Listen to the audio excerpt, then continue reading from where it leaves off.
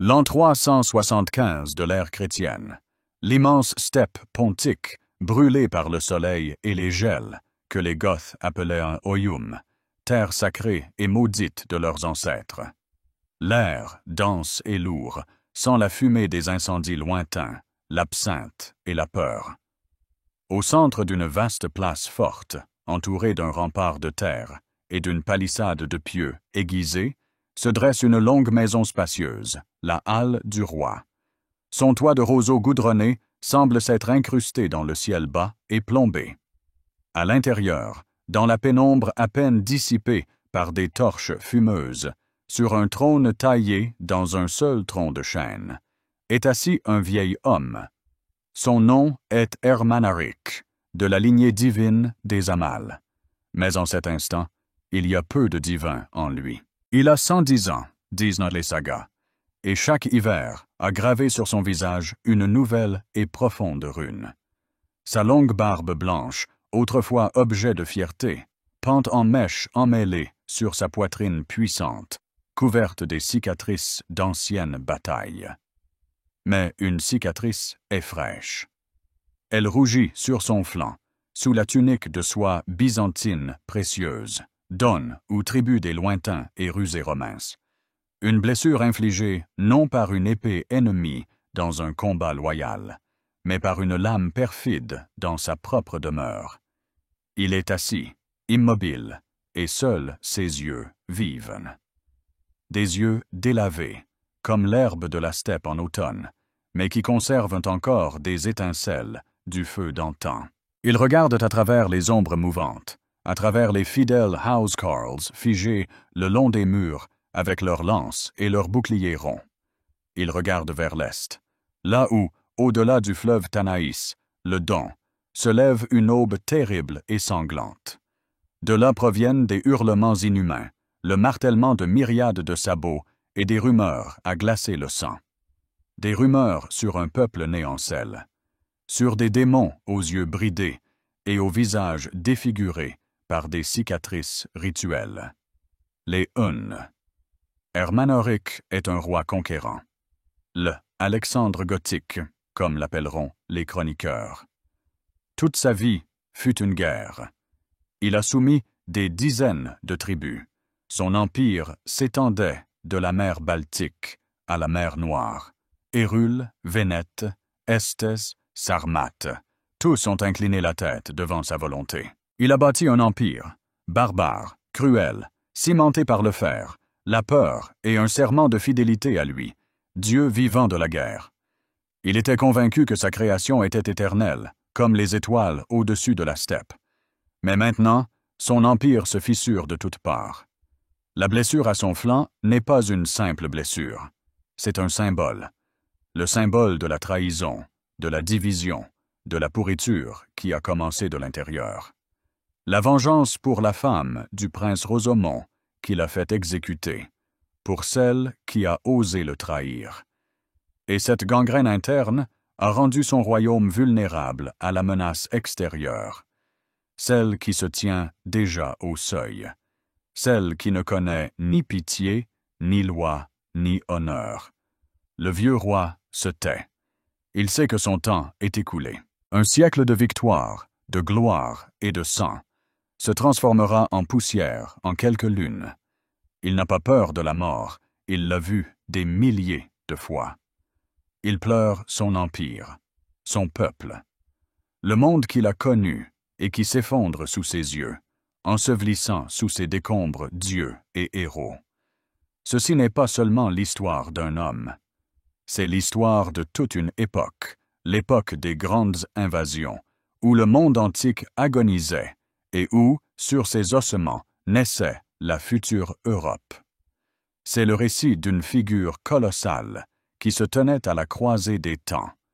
D'Ermanaric, le grand et terrible roi des Ostrogoths, dont le nom est devenu une légende, et le destin, une prophétie de la chute du vieux monde.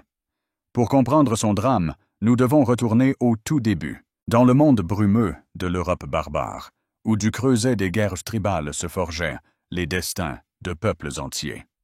Avant que n'entre en scène Ermanaric lui-même, il est nécessaire de brosser le tableau grandiose et effrayant du monde dans lequel il était destiné à naître, à régner et à mourir. Le 4e siècle de notre ère n'est pas un simple changement de siècle. C'est un bouleversement tectonique, l'effondrement lent mais inexorable de toute une civilisation et la naissance d'une nouvelle. C'est une époque où les frontières entre les mondes, romains et barbares, sédentaires et nomades, païens et chrétiens, se sont amincies à l'extrême, prêtes à se rompre à tout moment. Au sud, au-delà des puissants fleuves Danube et Rhin, s'étendait l'Empire romain, la ville éternelle, le centre du monde. Mais au IVe siècle, ce centre n'était déjà plus unifié et inébranlable. L'âge d'or des Antonins était depuis longtemps révolu. L'Empire avait survécu à la terrible crise du IIIe siècle, l'époque des empereurs-soldats, où en 50 ans, plus de 20 souverains s'étaient succédés sur le trône, la plupart mourant de morts violentes. Guerre civile, épidémie, effondrement économique, invasion barbare constante, tout cela avait mis Rome au bord de l'anéantissement. Les efforts titanesques d'empereurs réformateurs, tels que Dioclétien et Constantin le Grand, avaient réussi à stabiliser la situation. Dioclétien avait introduit la tétrarchie, le gouvernement à 4, divisant l'Empire en parties pour une gestion et une défense plus efficaces. Il avait mené des réformes fiscales et administratives, attachant les paysans colons à la terre et les artisans à leurs collèges, jetant ainsi les bases du futur féodalisme médiéval. Constantin, quant à lui, était allé encore plus loin. Non seulement il avait légalisé, mais il avait fait du christianisme la religion d'État, changeant à jamais le paysage spirituel de l'Europe.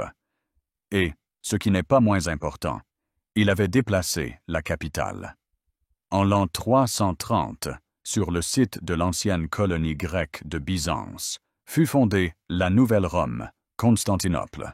Ce transfert de capitale n'était pas un simple caprice. Il reflétait le déplacement du centre de gravité de l'Empire vers l'Est, plus riche, plus peuplé et stratégiquement plus important. La partie occidentale de l'Empire, avec sa vieille Rome, déclinait progressivement. Les latifundia, immenses domaines fonciers des magnats, absorbaient les petites exploitations, les villes se vidaient, le commerce périclitait. L'armée, autrefois la terreur du monde, se composait de moins en moins de citoyens italiens, mais de plus en plus de provinciaux romanisés et, ce qui était le plus dangereux, de barbares fédérés. Des tribus entières s'installaient sur les terres de l'Empire, avec l'obligation de défendre ses frontières. Les ennemis d'hier devenaient les défenseurs d'aujourd'hui, mais leur loyauté était aussi changeante que le vent dans les montagnes. Une crise profonde n'affectait pas seulement l'économie et l'armée, mais aussi l'esprit même de la société romaine. L'ancienne vertu romaine, la virtus, fondée sur le service de la République et le respect des ancêtres, avait dégénéré en une vaine formalité. L'aristocratie se noyait dans le luxe et les vices raffinés, infiniment éloignés des soucis du peuple. Un sentiment d'apathie et de fatalisme se répandait partout. Dans ce monde plein d'angoisse et d'incertitude, les anciens dieux olympiens n'offraient plus de réconfort. Les gens cherchaient le salut dans les cultes mystiques orientaux, dans l'adoration d'Isis, de Mithra, ou se tournaient vers la philosophie des néo-platoniciens. Mais plus puissant que tous se révéla le christianisme qui promettait le salut de l'âme et la justice dans l'au-delà. Cette fracture spirituelle, ce sentiment de fin des temps, rendait l'Empire psychologiquement vulnérable. Il perdait foi en lui-même, en ses forces et en sa destinée, devenant un colosse qui craignait sa propre ombre. Mais pour ressentir véritablement toute la fragilité de ce colosse, il faut regarder plus profondément, sous la dorure éclatante de la grandeur impériale, là où se propageaient déjà les fissures, prêtes à le déchirer de l'intérieur. L'économie du Bas-Empire était une économie de survie. La crise du IIIe siècle avait détruit la confiance en la monnaie. Les empereurs, ayant besoin de fonds pour payer des armées constamment en rébellion, eurent recours à l'avilissement de la monnaie, réduisant au minimum la teneur en métaux précieux. Cela conduisit à une inflation monstrueuse. Les prix augmentaient de jour en jour, et l'argent se transformait en rondelles inutiles. Le commerce s'arrêtait, laissant la place au troc. Dioclétien tenta de maîtriser le chaos avec son célèbre « édit du maximum », où les prix de milliers de biens et de services, du pain au salaire d'un avocat, étaient strictement fixés. Mais on ne peut maîtriser le marché par décret. Les marchandises disparurent simplement des étals, partant pour le marché noir. L'édit fut un échec. La seule monnaie forte restait l'or, mais il se concentrait entre les mains de l'État et d'une mince couche de la très riche aristocratie. La majeure partie de la population, quant à elle, était rejetée dans une économie de semi-subsistance. Le système fiscal, réformé par Dioclétien, devint impitoyable. Les impôts étaient perçus non pas en argent, mais en nature, en grains, en huile, en vêtements, en recrues pour l'armée. C'était la nonne. La responsabilité de la collecte des impôts sur le territoire d'une ville était confiée aux curiales, les membres des conseils municipaux. Autrefois, c'était un poste honorifique, mais il devint une malédiction. Si les curiales ne parvenaient pas à collecter la somme due, ils devaient couvrir le déficit de leur propre poche, cela entraînant la ruine massive de la classe moyenne, des gens qui avaient été pendant des siècles l'épine dorsale de la société romaine. Ils fuyaient les villes, tentant d'échapper aux collecteurs d'impôts, mais la loi les enchaînait à leur poste, comme des galériens à leur rame. En même temps, les latifondia prospéraient. Les immenses domaines des sénateurs et des magnats se transformaient en mondes autosuffisants.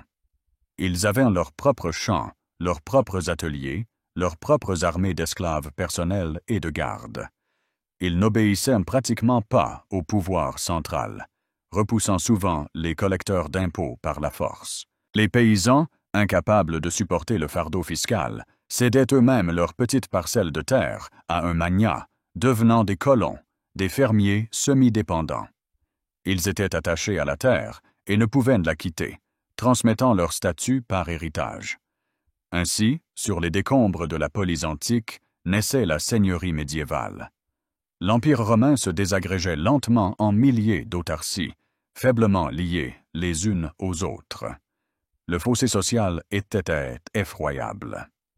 D'un côté, une aristocratie sénatoriale dont les revenus, comme ceux de Symaque ou de Petronius Probus, étaient comparables au budget de toute une province. Ils vivaient dans de luxueuses villas, décorées de mosaïques et de statues, organisant des festins grandioses, possédant des milliers d'esclaves et de colons.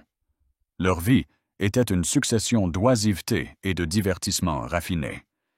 De l'autre, des millions de personnes dont la vie était une lutte sans espoir pour la survie. Les pauvres des villes dépendaient des distributions publiques de pain, ce même pain et jeu, qui était désormais plus une maigre ration qu'un don généreux.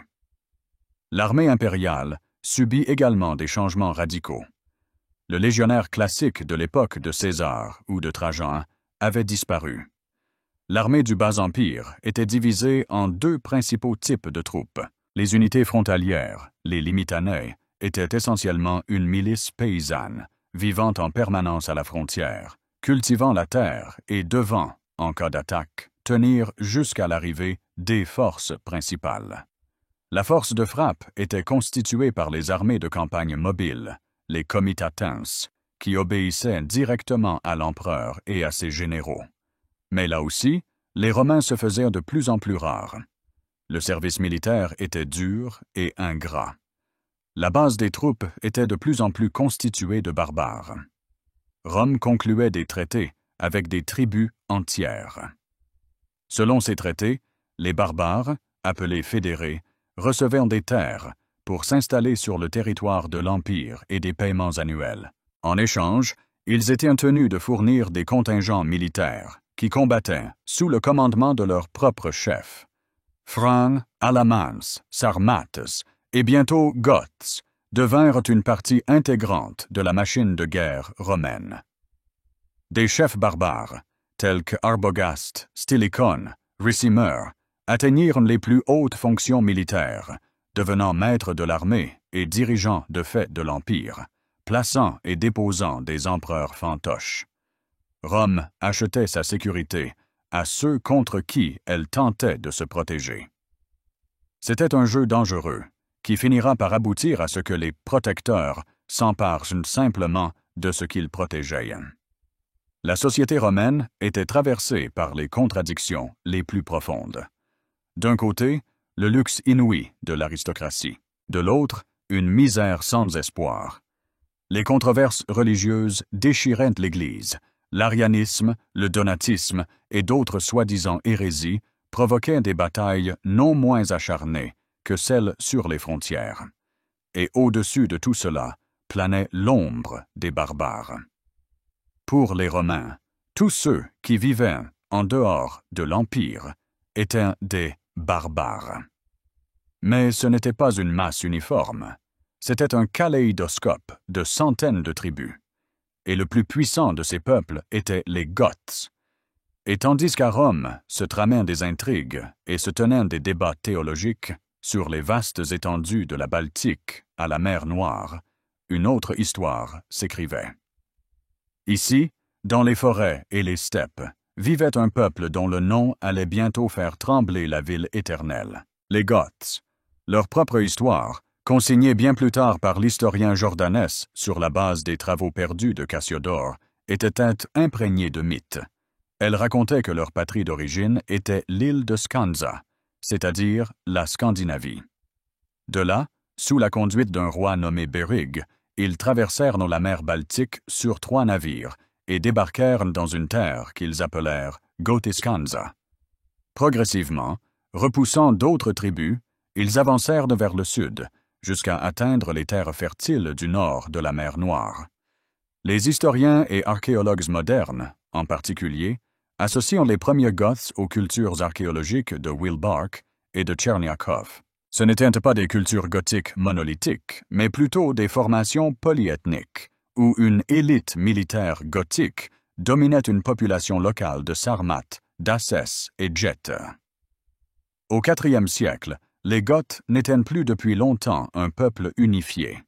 Ils s'étaient divisés en 2 grandes branches, séparées par le Dniepr, qu'ils appelaient Tyras. À l'ouest du fleuve vivaient les Tervanges, que les Romains appelaient plus souvent les Wisigoths, ou Goths de l'Ouest. À l'est, sur les immenses étendues des steppes et des steppes boisées de l'Ukraine actuelle, s'étendaient les domaines des Greuthunge ou Ostrogoths, les Goths de l'Est ou Briantes. C'est sur eux que Hermanaric était destiné à régner. Comment était la société gothe? C'était un monde radicalement différent du monde romain. Ils n'avaient pas de villes au sens romain du terme. Ils vivaient dans des habitats non fortifiés ou de grandes places fortes, centres du pouvoir tribal. La base de la société était la communauté clanique et la troupe guerrière. Le pouvoir du roi, ou rex, n'était pas absolu, comme celui de l'empereur romain. Il était avant tout un chef de guerre, le premier parmi ses pairs, et son pouvoir dépendait de sa chance au combat, de sa générosité envers ses guerriers et de la noblesse de sa lignée. Le clan le plus vénéré chez les Ostrogoths était celui des Amals, qui se disait descendant du dieu Goth lui-même. C'est à ce clan qu'appartenait Hermanaric. L'épine dorsale de leur organisation sociale et militaire était le comitatus, une troupe de guerriers liés à un chef par des liens de fidélité personnelle. Les jeunes guerriers jurèrent de défendre leur chef jusqu'à la dernière goutte de sang, de considérer comme une honte de quitter un champ de bataille où leur chef était tombé. En retour, le chef leur fournissait des armes, de la nourriture et une part du butin. Cette alliance était plus importante que les liens de sang. Le pouvoir du chef était limité par la volonté du peuple, exprimée lors du thing, l'assemblée générale de tous les guerriers libres. C'est là que se décidèrent les questions les plus importantes de guerre et de paix, que l'on élisait les rois et que l'on rendait la justice. C'est ici, à ciel ouvert, au milieu du fracas des lances contre les boucliers, qui signifiait l'approbation, et du murmure de mécontentement, qui signifiait le refus, que se forgeait la politique goth. Un roi ne pouvait pas simplement ordonner. Il devait convaincre, inspirer, prouver son droit à mener le peuple. La vie d'un Goth était simple et rude. Les hommes apprenaient à manier les armes dès l'enfance. Leur arme principale était la framée, une longue lance à la pointe étroite et acérée, aussi pratique pour le lancer que pour le corps à corve. Les épées étaient rares, et valaient en leur pesant d'or, étant un signe du statut d'un chef. Ils se protégeaient avec de grands boucliers en bois, peints aux couleurs de leur clan. Les armures, surtout chez les guerriers de base, étaient rares. Ils allaient au combat en pantalons longs et en chemise, les cheveux dénoués, semant la terreur chez l'ennemi par leurs charges sauvages et furieuses. Leur religion était un mélange de paganisme germanique ancien et, de plus en plus, d'un courant particulier du christianisme, l'arianisme. Les païens adoraient des dieux semblables au panthéon scandinave, le dieu de la guerre, Tyr, le dieu suprême, Goth, le dieu du tonnerre, Donar. Ils croyaient au bosquet sacré, offrant des sacrifices et composant des chants sur les exploits des héros. Mais à partir du milieu du IVe siècle, l'évêque Ulfila commença à répandre parmi les Goths son enseignement. Étant lui-même d'origine goth, il prêchait une version arienne du christianisme, qui niait la consubstantialité de Dieu le Père et de Dieu le Fils, considérant le Christ comme une créature et non comme le Créateur. Cette doctrine fut condamnée comme une hérésie au Concile de Nicée, mais pour les Goths, elle devint une forme de christianisme national, les distinguant des Romains orthodoxes. Le plus grand exploit d'Ulfila fut la traduction de la Bible en langue goth, pour laquelle il créa un alphabet gothique. Ce fut la première traduction des Saintes Écritures dans une langue germanique, un monument inestimable qui nous est parvenu sous la forme du Codex Argenteus. L'économie des Goths reposait sur l'agriculture et l'élevage, mais une source de richesse bien plus grande était la guerre et le commerce. Ils commerçaient avec Rome, fournissant de l'ambre, des fourrures, des esclaves, et recevant en retour des armes, du vin, des objets de luxe et de l'or. L'or romain, les solidi, affluait vers le nord, s'accumulant dans les trésors des chefs goths. Mais le plus souvent, les richesses étaient acquises par l'épée. Les raids sur les provinces romaines des Balkans étaient un phénomène constant. Les Goths n'étaient pas seulement des guerriers terrestres, mais aussi d'audacieux marins. Sur leurs navires, ils menaient des raids audacieux sur la mer Noire et même la Méditerranée, pillant les villes côtières. C'est dans ce monde bouillonnant, dynamique et cruel, à la jonction de la steppe et de la forêt, de Rome et de la barbarie, du paganisme et du christianisme, que le futur conquérant des nations était destiné à naître. Et tandis que l'Empire romain tentait de maintenir ses frontières qui se fissuraient, et que les tribus goths colonisaient les vastes étendues de la mer Noire, à l'ombre de chaînes centenaires, au cœur même de la terre de Oyum, grandissait celui qui était destiné à les unir sous son autorité. Son nom ne retentissait pas encore dans toute l'Europe, mais le sang des Amals, descendant des dieux, coulait déjà dans ses veines. Le chemin vers le sommet du pouvoir ne sera pas pavé d'or, mais de fer, et chaque marche de cette ascension sera cimentée par le sang des ennemis et les serments de fidélité. Pour un chef germanique, l'origine était tout. C'était son droit au pouvoir, son mandat sacré. Et aucun clan, chez les Goths, ne pouvait rivaliser en noblesse avec le clan des Amal. Leur généalogie, soigneusement conservée par Jordanès, n'était pas une simple liste de noms. C'était une saga, un poème sur l'origine divine du pouvoir. Elle commençait avec Go lui-même, le dieu ancêtre, père de tous les Goths. Son fils était Humul, et le fils de Humul, Ogis. Suivaient des noms qui sonnaient comme la musique de la bataille et le murmure du vent dans la cime des arbres. Amal, d'où le clan tirait son nom, Hisarna, Ostrogotha, le premier roi historiquement attesté des Grutungs, Hunuil, Atal, Akiulf, Ansila, et enfin Vultuulf, le père d'Ermanaric. Chaque nom de cette liste portait un sens sacré. Amal signifiait puissant, infatigable. Atal, père. Vultuulf, loup glorieux. Ce n'était pas une simple généalogie, c'était un programme, une prédestination. Le garçon né dans ce clan absorbait dès le berceau la conscience de sa grandeur et de sa responsabilité. Il écoutait les chants des Skaldes sur les exploits de ses ancêtres, sur la façon dont Ostrogotha avait conduit son peuple en Sétie, comment il avait vaincu les Gépides et les Vandales. Il voyait son père et ses oncles rendre la justice, recevoir des ambassadeurs, mener des guerriers au combat. Toute sa vie était une préparation à une seule chose, devenir roi. Cette origine divine n'était pas un vain mot ou un beau conte. Elle était le fondement de ce que les Germains appelaient la chance royale ou la grâce royale. On croyait que la lignée royale possédait un lien mystique particulier avec les dieux. Ce lien accordait au roi et, à travers lui, à tout le peuple, la chance à la guerre, de bonnes récoltes, la protection contre les maladies. Tant que le roi était fort, en bonne santé et victorieux, sa chance était forte.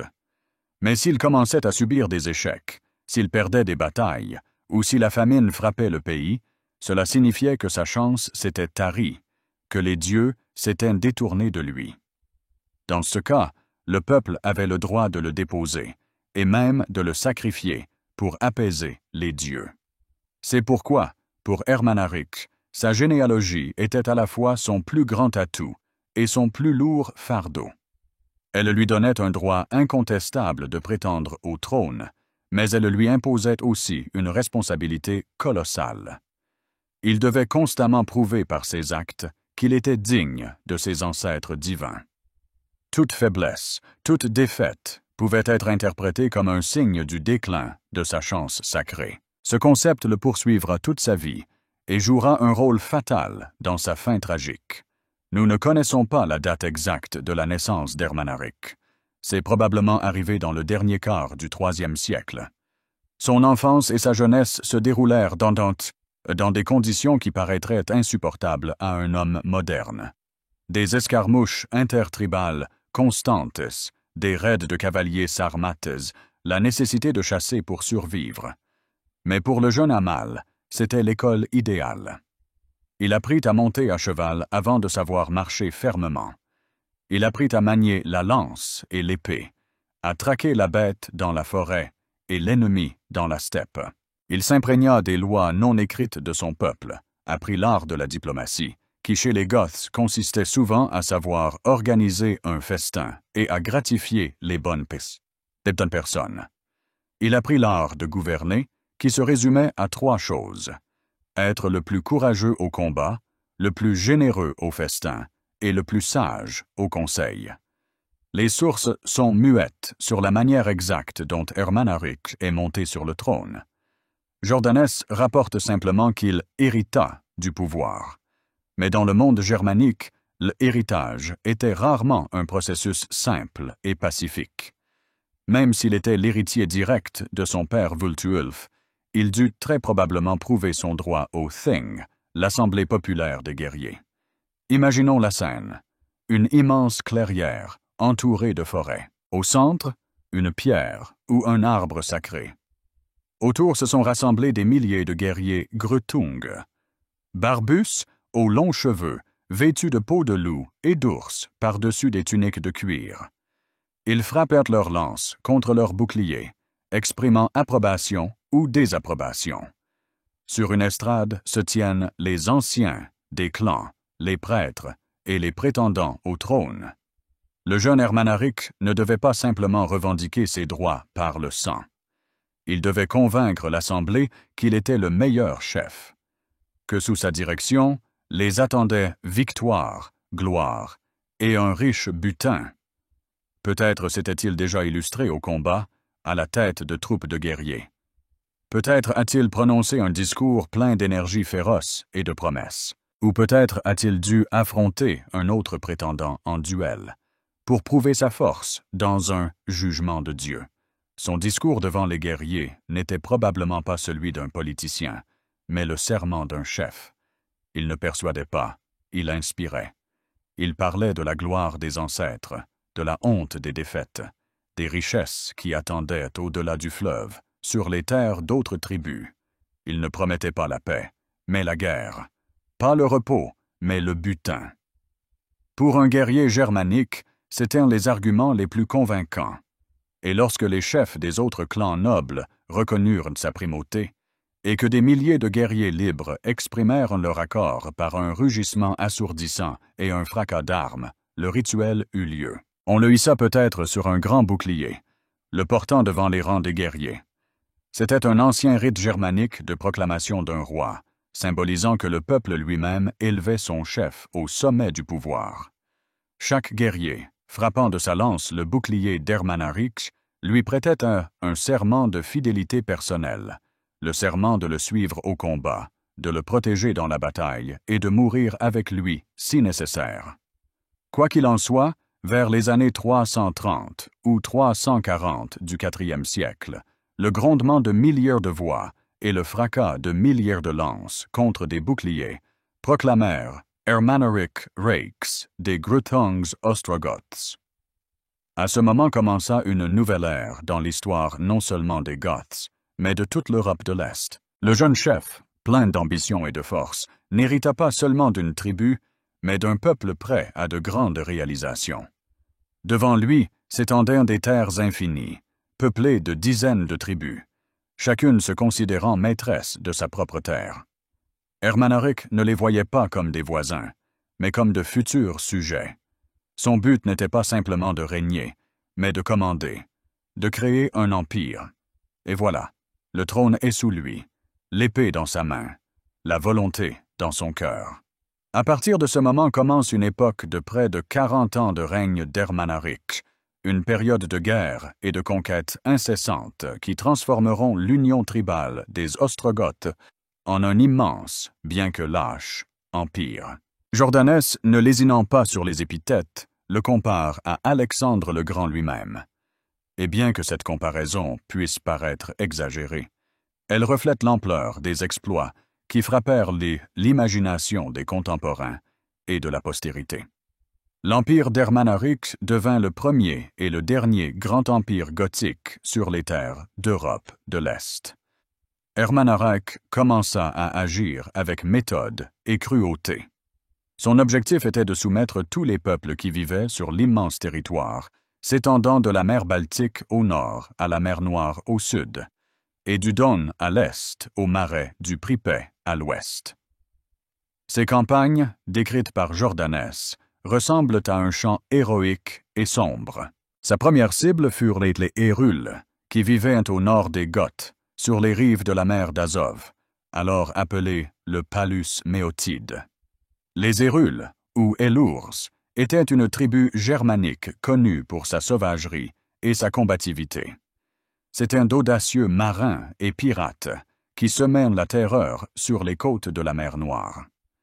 Les sources romaines les mentionnent comme des guerriers particulièrement rapides et insaisissables. Ermanaric, comme l'écrit Jordanès, les soumit, bien qu'il surpassassent en haut les Goths en rapidité.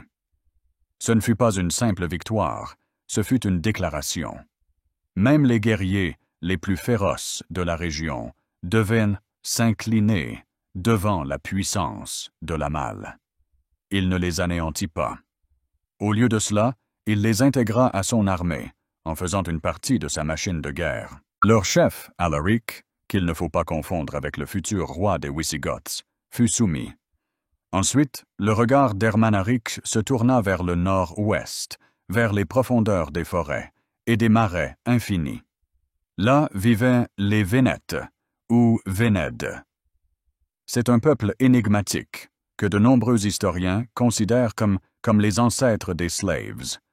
Jordanès les décrit comme une tribu populeuse, vivant des sources de la Vistule sur d'immenses étendues. Il dit qu'ils, bien que méprisables en raison de la faiblesse de leurs armes, étaient cependant puissants par leur nombre. La guerre contre les Vénètes fut différente. Ce ne fut pas une guerre en rase campagne, mais une guérilla épuisante dans les forêts et les marécages. Mais là aussi, Ermanaric obtint ce qu'il voulait. Il les écrasa et les força à payer un tribut. Cette conquête était stratégiquement importante. Elle sécurisait ses flancs nord et lui donnait le contrôle d'immenses ressources humaines.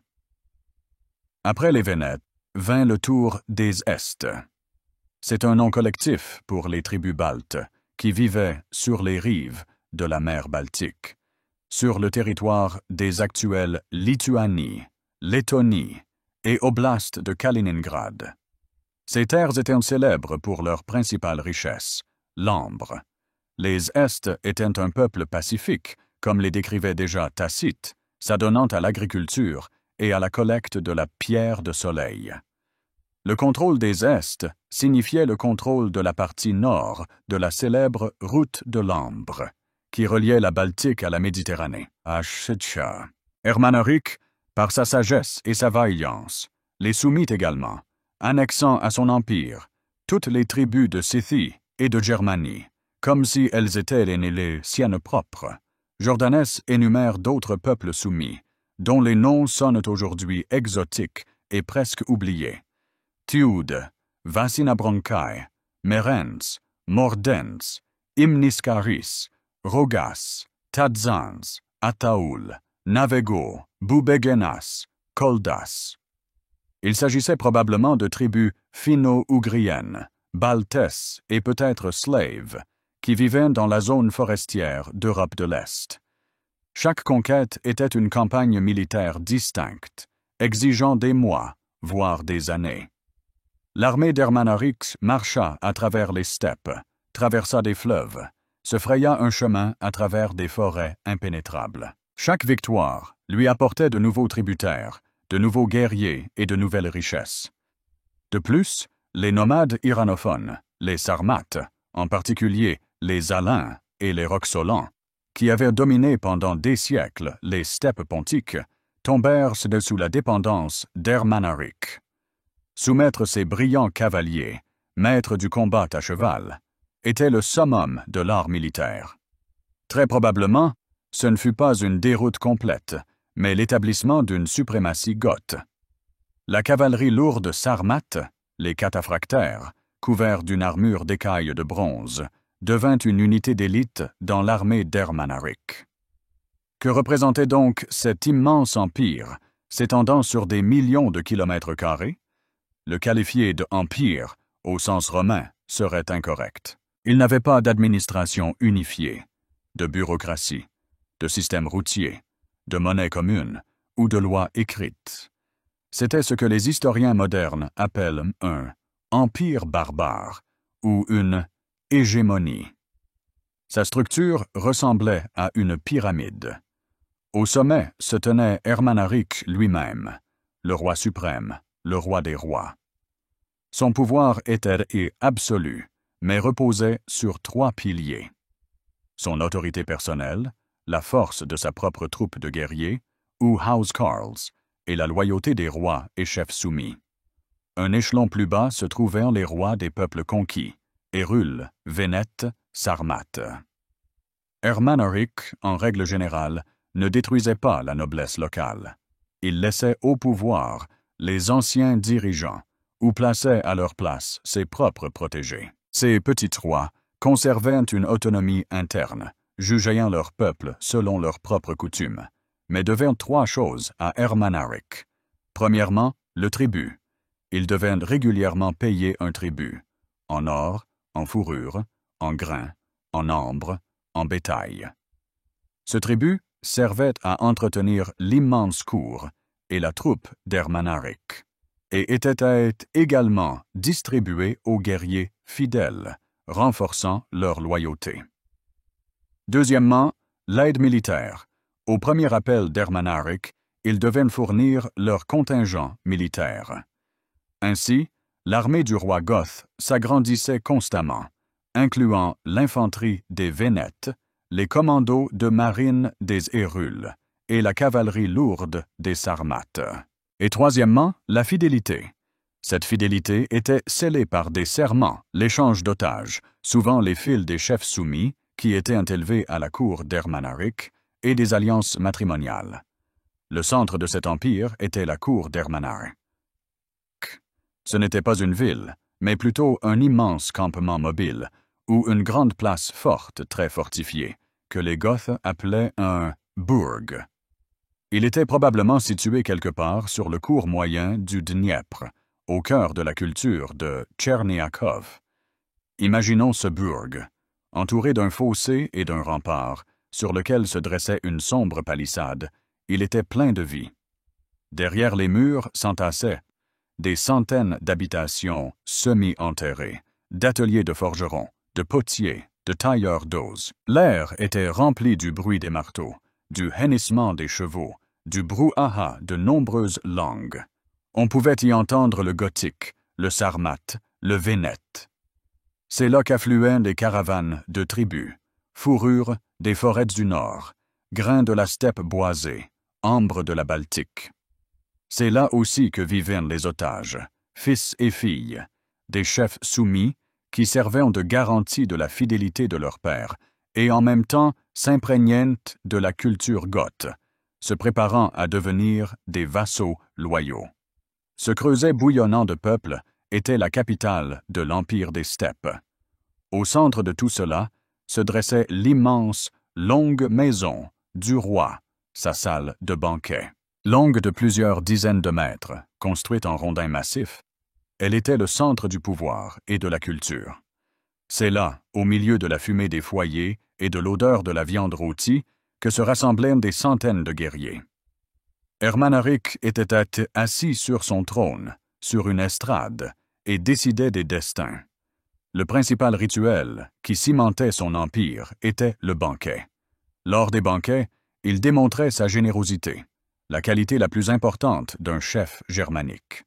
Il était le « donneur d'anneaux », comme diraient les anglo-saxons. Il distribuait des bracelets d'or et d'argent, des torques, des armes décorées et des pièces d'or romaines, des solidi, à ses compagnons d'armes. Ce n'était pas un simple paiement, c'était un rituel qui renforçait les liens de fidélité personnelle. Plus le roi était généreux, plus ses guerriers étaient dévoués. C'est lors de ces mêmes banquets que se forgeait également l'idéologie. Les skalds, ou chanteurs goths, composaient des chants sur les victoires d'Ermanaric, glorifiant son courage et le comparant aux héros et aux dieux.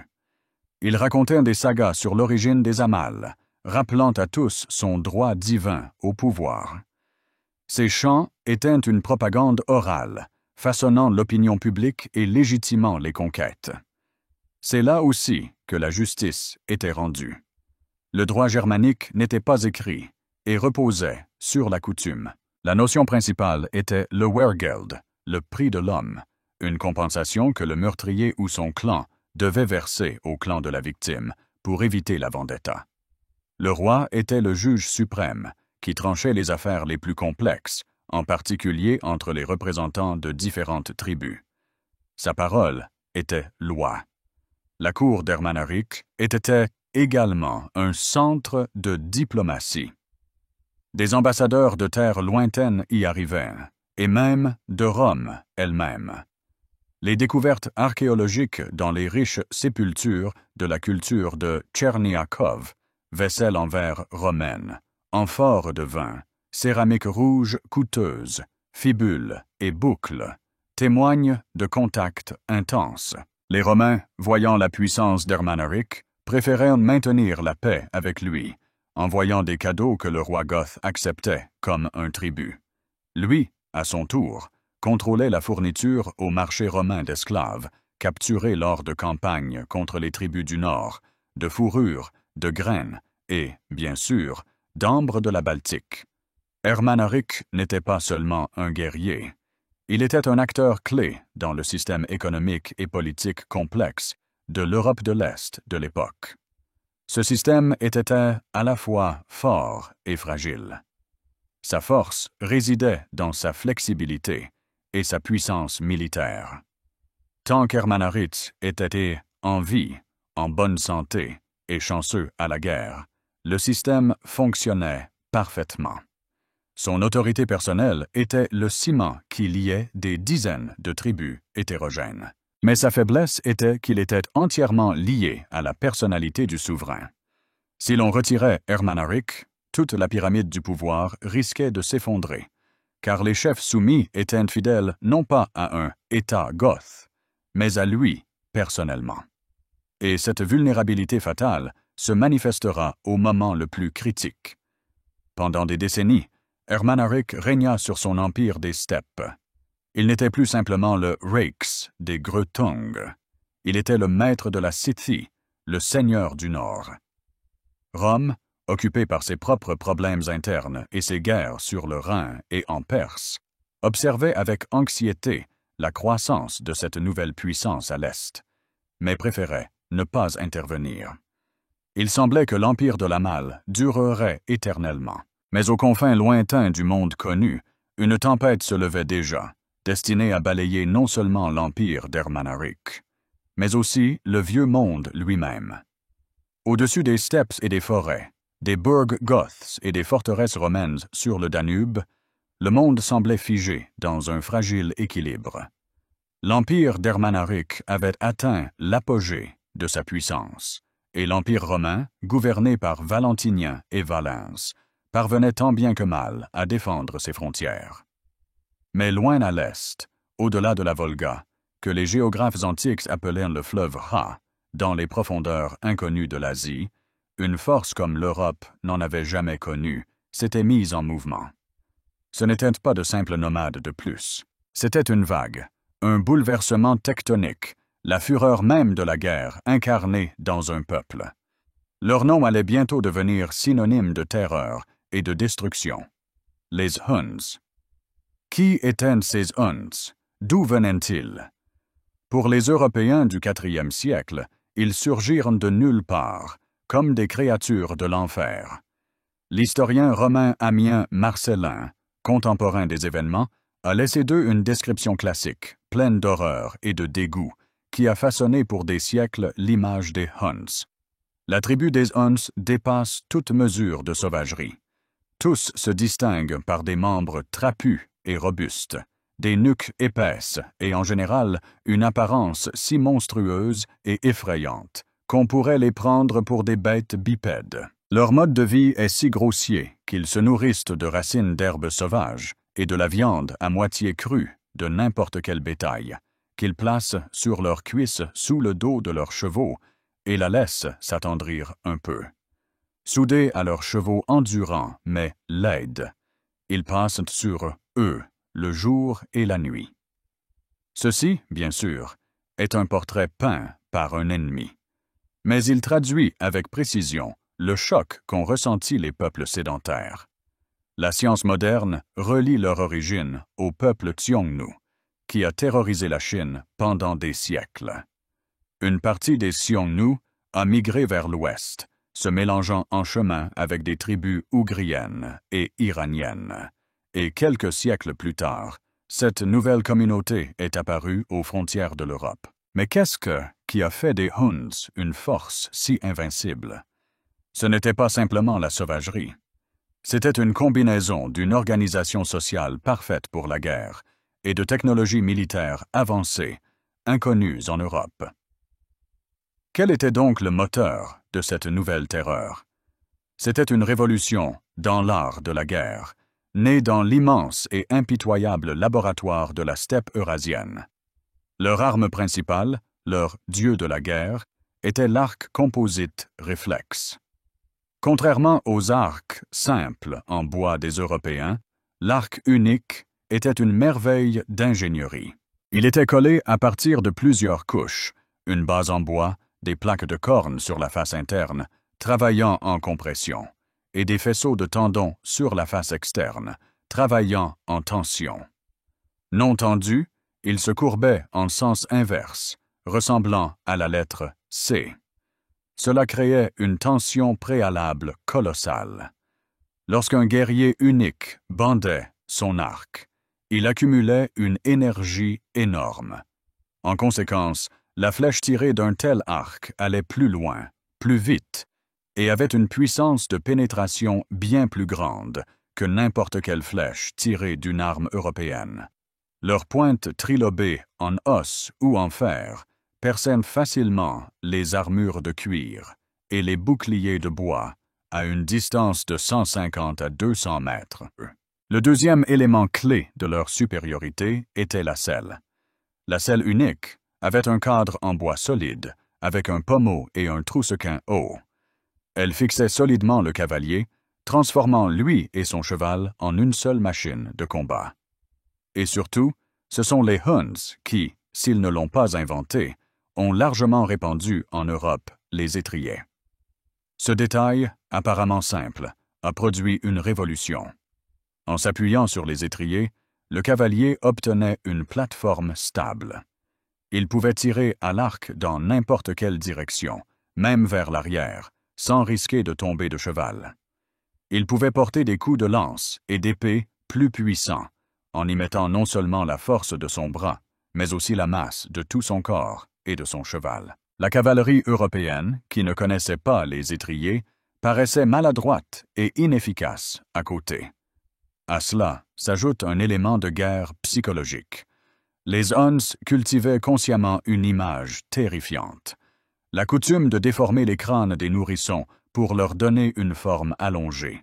Les cicatrices rituelles sur le visage des guerriers, pour qu'ils ne puissent pas porter de barbe, les cris de guerre perçants et gutturaux, ressemblant aux hurlements des prédateurs.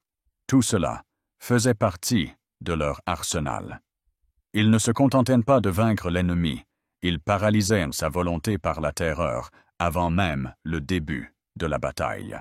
Pour les Goths, habitués aux duels et aux batailles en mur contre mur, où la force et le courage décidaient de tout, la guerre contre les Huns était un cauchemar, une confrontation avec quelque chose d'étranger et de diabolique. Leur tactique était portée à la perfection. Ils n'engageaient jamais le combat si les conditions n'étaient pas en leur faveur. Ils épuisaient l'ennemi à distance, le criblant d'une pluie mortelle de flèches. Ils utilisaient la tactique de l'SAM, encerclant l'adversaire avec des groupes mobiles d'archers.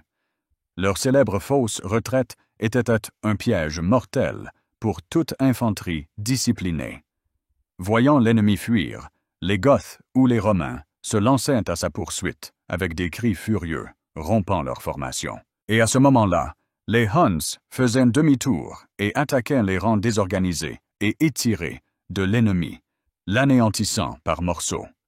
Leur structure sociale était entièrement subordonnée à la guerre. Tous les hommes étaient des guerriers. Leur société était organisée sur le principe clanique, mais en temps de guerre, ils faisaient preuve d'une discipline de fer sous le commandement de leur chef. Ils n'avaient pas de points vulnérables, des villes, des champs à défendre. Toute leur nation était une armée, et tout leur pays était toujours avec eux, dans leurs chariots et leurs troupeaux. Cela les rendait insaisissables et invincibles dans une guerre traditionnelle. Vers l'an 370, cette force redoutable traversa la Volga et s'abattit sur les terres des Alains. Les Alains, nomades iranophones, parents des Sarmates, étaient les maîtres des steppes, entre la Volga et le Don. Ils étaient eux-mêmes de redoutables guerriers, leur cavalerie lourde étant considérée comme l'une des meilleures du monde. Une partie des Alains était alliée ou tributaires d'Ermanaric. Ils devinrent le premier bastion sur le chemin de l'avalanche unique. La bataille fut féroce. Mais la tactique traditionnelle des Alains, une charge frontale de cavalerie cuirassée, se révéla impuissante face à l'essaim unique. Les Huns n'acceptaient pas le corps à corps. Ils tournaient autour des détachements Alains, les criblant de flèches, les épuisant, arrachant des rangs des cavaliers isolés. Les Alains, selon Ammien Marcellin, furent exterminés et pillés. Beaucoup furent tués, les autres furent soumis et intégrés à la horde unique. Désormais, la cavalerie alaine combattra à l'avant-garde des armées uniques. La nouvelle de la déroute des Alains, comme des rondes dans l'Eo, parvint jusqu'à l'empire d'Ermanaric. Au début, ce n'étaient que des rumeurs, des récits de fugitifs terrifiés. Les postes d'observation goths sur les frontières orientales, sur les rives du Don, ou Tanaïs, signalèrent l'apparition d'un ennemi inconnu. Ermanaric, vieux guerrier expérimenté, ne pouvait manquer de comprendre toute la gravité de la menace. Il commença à rassembler des troupes, se préparant à affronter l'ennemi. Il était confiant dans la force de son immense armée, composée de dizaines de peuples soumis. Mais les Huns n'attendirent pas qu'il rassemble ses forces. Franchissant le Don, ils envahirent le cœur même des terres ostrogoths. Et c'est là que toute la faiblesse de l'empire d'Ermanaric se manifesta. Il était trop grand, trop hétérogène. La communication entre les différentes parties était faible. Pendant que les Goths rassemblaient leurs milices, les détachements uniques semèrent déjà la mort et la destruction, incendiant les villages, emmenant le bétail et exterminant tous ceux qui opposaient une résistance. La panique commença à s'emparer des tribus goths. La terreur des Huns était presque mystique. Les récits de leur cruauté et de leur invulnérabilité se transmettèrent de bouche à oreille, s'exagérant et s'enrichissant de détails monstrueux. Les soldats, habitués à combattre des Germains ou des Sarmates comme eux, étaient paralysés face à un ennemi qui semblait inhumain. Et c'est précisément à ce moment, alors que l'Empire avait plus que jamais besoin d'unité et d'une volonté de fer, que la crise interne, qui couvait depuis longtemps, éclata avec une force effroyable. Un empire peut résister au choc d'un ennemi puissant s'il est uni à l'intérieur. Mais même le plus redoutable des colosses s'effondrera s'il est miné par la trahison, si ses piliers sont rongés par la méfiance et la haine. L'invasion des Huns fut le catalyseur qui révéla toutes les plaies internes de l'empire d'Ermanaric. Et au centre de ce drame se trouvait une femme, dont le nom et le terrible destin devinrent le symbole de l'effondrement du grand rêve goth. Elle s'appelait Sunilda. Cette histoire nous est parvenue en deux versions principales, l'une historique, l'autre mythologique, mais toutes deux mènent à la même fin tragique. L'historien romain Jordanès, s'appuyant sur des traditions goths, parle de la tribu perfide des Rosomons. Les Rosomons ou Rosomans, dont le nom peut se traduire par « les hommes rouges » ou « blonds », étaient l'un des peuples soumis à Ermanaric. Leur chef, dont Jordanès ne mentionne pas le nom, profita de l'invasion des Huns pour se révolter contre le pouvoir du vieux roi. C'était une trahison au moment le plus dangereux. Ermanaric, dont la fureur était aussi grande que sa gloire passée, entra dans une rage folle. Sa réaction ne fut pas seulement dictée par un calcul politique. Pour le monarque vieillissant, dont le pouvoir avait été incontesté pendant des décennies, c'était une insulte personnelle, une atteinte à son honneur, à sa chance royale. Il ne pouvait atteindre le chef traître lui-même, mais sa vengeance s'abattit sur l'épouse de l'insoumis, une femme nommée Sunilda. Dans un accès de colère, en représailles à la trahison de son mari, il ordonna de l'exécuter par un supplice terrible et infamant. Sunilda fut attachée à 2 chevaux sauvages, qui furent ensuite lancés dans des directions opposées. La malheureuse femme fut écartelée. Cette cruauté, même selon les normes de cette rude époque, était exceptionnelle. Elle visait à servir de leçon terrifiante à tous ceux qui oseraient suivre l'exemple des Rosemont.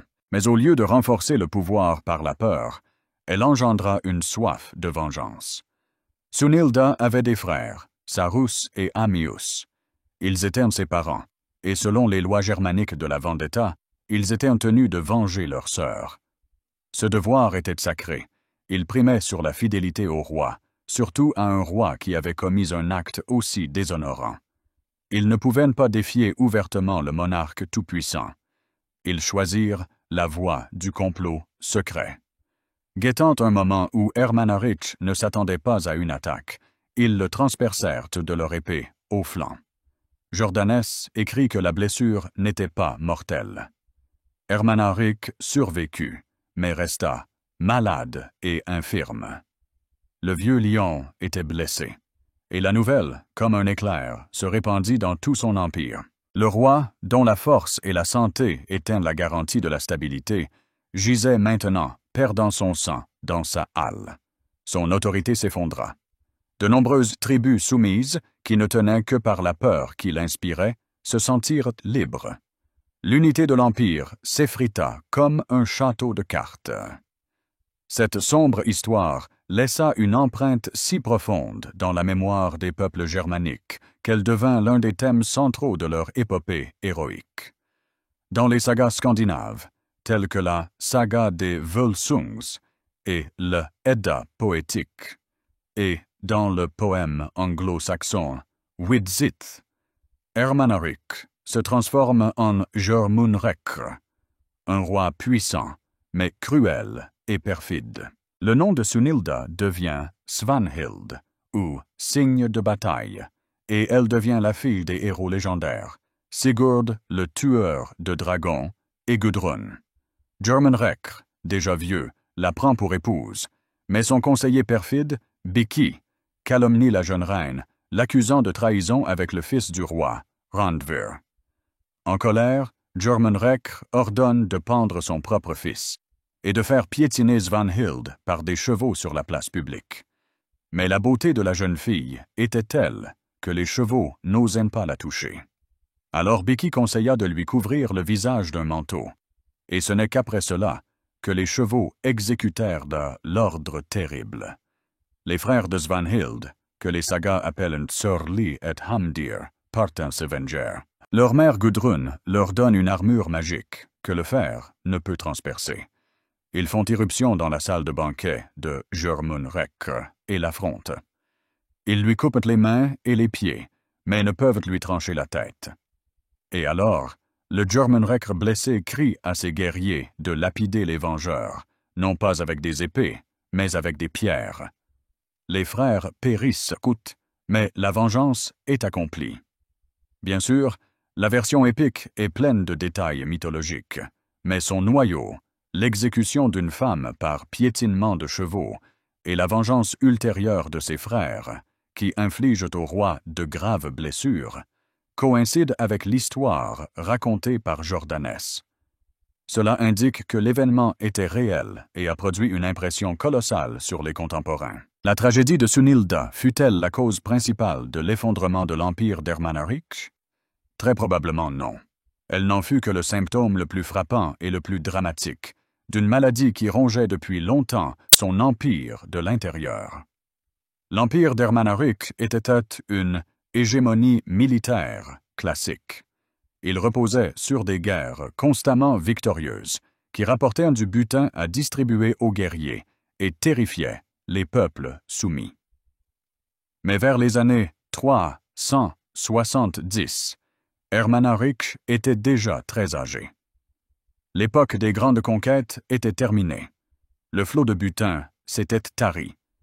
Les tribus soumises, en particulier celles qui avaient été conquises en dernier, n'attendaient qu'une occasion favorable pour secouer le joug goth. L'arrivée des Huns fut cette occasion. Ils offraient une alternative. Face à une force nouvelle et irrésistible, les peuples soumis avaient deux voies. Soit rester fidèles à l'hégémon ancien et affaibli, soit passer du côté du nouveau, ascendant.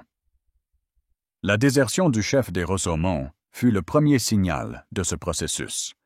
L'exécution cruelle de Sunilda fut un acte de désespoir. C'était une tentative du vieux roi de reprendre le contrôle par la terreur, mais elle eut l'effet inverse. Elle montra non pas sa force, mais sa faiblesse et son incertitude. Et la blessure ultérieure des mains des vengeurs sapa définitivement son statut sacré de chef invincible. Sa chance royale avait été percée par une épée, en même temps que son flanc. Aux yeux de ses sujets, il cessa d'être le favori des dieux pour devenir simplement un vieil homme blessé, incapable de se protéger ni lui-même, ni eux. Ainsi, l'invasion unique et la trahison interne se fondirent en un seul torrent mortel. Les Huns avancèrent de l'est, tandis qu'à l'ouest et au nord, l'Empire commençait à se désagréger de lui-même. Les différentes tribus agissaient de différentes manières. Certaines tentaient de fuir vers l'ouest, vers les frontières de Rome. D'autres rejoignaient les Huns, espérant sauver leur vie et leur position. Dans ce chaos et cette panique, le roi blessé dans sa halle se retrouva presque seul, observant l'œuvre de toute sa vie se transformer en cendres. Le vieux roi gisait dans sa halle, au cœur même d'un empire en décomposition. La blessure à son flanc ne faisait pas aussi mal que la blessure à son âme. Dehors, ce n'étaient pas les clameurs victorieuses de ses guerriers qui lui parvenaient, mais des hurlements de terreur et le grondement des incendies. Le monde qu'il avait bâti pendant 100 ans s'effondrait en un instant. Mais dans ce crépuscule sanglant, dans les ténèbres de sa vie, naissait quelque chose d'autre, quelque chose de plus durable que n'importe quel empire, naissait une légende. Sur les derniers jours et la mort d'Ermanaric, nous avons 2 témoignages qui ne se contredisent pas tant qu'ils ne se complètent, brossant le tableau d'un désespoir total. Le Romain Ammien Marcellin, toujours plus pragmatique et moins enclin à l'héroïsation des barbares, donne une image laconique, mais psychologiquement juste. Il écrit qu'Ermanaric, longtemps tourmenté par la peur des Huns et affaibli par la blessure infligée par les vengeurs, mit fin à ses jours. Ammien lie sa mort non pas à un seul facteur, mais à un ensemble de causes, l'infirmité physique due à sa blessure, la peur d'un ennemi implacable et, surtout, le chagrin et le désespoir de voir son royaume, longtemps et heureusement gouverné, périr. Pour Ammien, la mort d'Ermanaric est un suicide dû au désespoir. C'est la mort d'un homme politique qui voit l'effondrement de l'œuvre de sa vie et ne peut le supporter. L'historien goth Jordanès, qui cherche à présenter Ermanaric comme un héros tragique, peint un tableau quelque peu différent, plus épique. Il mentionne également la blessure de l'épée de Sarus et Ammius, à cause de laquelle le roi traînait une vie de malade. Mais il présente comme motif principal de sa mort l'incapacité à résister aux Huns. Ne supportant pas les raids des Huns, écrit Jordanès, il se serait transpercé de son épée. Selon la version de Jordanès, Ermanaric, le grand guerrier, préféra la mort à la honte de la défaite et de la soumission. C'est le suicide d'un guerrier qui choisit la mort pour préserver son honneur. Quelle version est la vraie? Très probablement les deux. Ermanaric, qui, selon la légende, avait 110 ans, bien qu'une estimation plus réaliste soit de 70 à 80 ans, était physiquement et moralement brisé. Sa blessure l'empêchait de mener personnellement ses troupes au combat. La peur des Huns, qu'il ne pouvait ni comprendre ni vaincre, paralysait sa volonté. Le chagrin de son empire en ruine lui ôtait le sens de la vie. Dans cette situation, le suicide était une issue logique et, du point de vue de l'éthique germanique, digne. Il quitta la vie non pas simplement comme un roi vaincu, mais comme le fondateur d'une dynastie qui ne voulut pas voir sa honte. Sa mort, survenue vers l'an 375 ou 376, porta le coup de grâce à l'unité gothe. Immédiatement après, le royaume ostrogoth se désintégra définitivement. La mort d'Ermanaric ouvrit les vannes du chaos. Une partie des Ostrogoths, dirigée par un nouveau roi nommé Vithimiris ou Vinitharius, tenta de résister aux Huns. Jordanes lui attribue des victoires sur les Antes, une autre tribu slave, et même des succès temporaires dans la lutte contre les Huns. Mais il fut finalement vaincu et tué dans une bataille contre les chefs Hund Balambert et les Alans qui s'étaient joints à eux. Après cela, la plupart des Ostrogoths se soumirent aux Huns. Ils devinrent leurs sujets, leurs vassaux, et pendant les 80 années suivantes, les guerriers goths combattront et mourront pour les Khagans Huns, y compris pour le plus célèbre d'entre eux, Attila. Ce n'est qu'après la mort d'Attila et la désintégration de son empire au milieu du 5e siècle que les Ostrogoths retrouveront leur indépendance et, finalement, sous la direction d'un autre grand Amal, Théodoric, conquéreront l'Italie et y créeront leur royaume. Mais ce sera une toute autre histoire. Une autre partie des Goths, ne voulant pas se soumettre aux Huns, s'enfuit vers l'ouest, vers le Danube. C'étaient principalement des Wisigoths, mais de nombreux Ostrogoths se joignirent à eux. En 376, une immense masse de gens, guerriers, vieillards, femmes, enfants, arriva à la frontière de l'Empire romain en implorant le salut. Ils demandèrent l'autorisation de traverser le Danube et de s'installer sur les terres romaines en tant que fédérés. L'empereur Valens, voyant en eux une source de recrues bon marché pour son armée, donna son autorisation. Mais des fonctionnaires romains corrompus transformèrent la réinstallation en une catastrophe. Ils confisquèrent aux Goths leurs vivres et leurs armes, vendirent leurs enfants en esclavage pour de la nourriture. Poussés au désespoir, les Goths se révoltèrent, et le 9 août 378, près de la ville d'Andrinople, eut lieu l'une des batailles les plus décisives de l'histoire. L'empereur Valens, décidant avec suffisance de ne pas attendre les renforts de l'Ouest, lança son infanterie fatiguée par une longue marche à l'assaut du camp gothique, le Wagenburg. Au moment décisif, la cavalerie lourde goth, composée d'Ostrogoths et d'Alains, qui était absente jusqu'alors, déferla des collines sur le flanc des Romains. Le choc fut terrible. Les légions romaines furent encerclées et complètement anéanties. Les 2/3 de l'armée périrent, y compris l'empereur Valens lui-même, dont le corps ne fut jamais retrouvé. La bataille d'Andrinople fut pour Rome un choc dont elle ne se remit jamais vraiment. Elle ne détruisit pas seulement la meilleure armée de campagne de l'Empire d'Orient. Elle détruisit le mythe de l'invincibilité des légions romaines. Les barbares comprirent qu'ils pouvaient non seulement piller, mais aussi vaincre les troupes impériales en bataille rangée. Andrinople ouvrit les portes à d'autres invasions, et à partir de ce moment, Rome ne put plus jamais rétablir complètement le contrôle sur ses frontières. La réaction en chaîne, déclenchée par les Huns dans les lointaines steppes, balaya d'abord l'Empire goth, puis porta un coup mortel à l'Empire romain. Ainsi s'acheva la vie et le règne d'Ermanaric, le roi guerrier, le Alexandre gothique. Son empire, construit de sang et de fer, s'effondra en poussière de son vivant. Son peuple fut en partie exterminé, en partie soumis, en partie dispersé. Un échec total, semble-t-il. Mais l'histoire est une chose paradoxale. Parfois, une défaite dans le monde réel se transforme en une victoire dans le monde de la mémoire et du mythe. Et l'héritage d'Ermanaric se révéla bien plus durable que son empire. Il se scinda, donnant naissance à 2 images complètement différentes, qui vécurent pendant des siècles dans la conscience européenne. Le premier visage, l'Ermanaric historique, le héros tragique.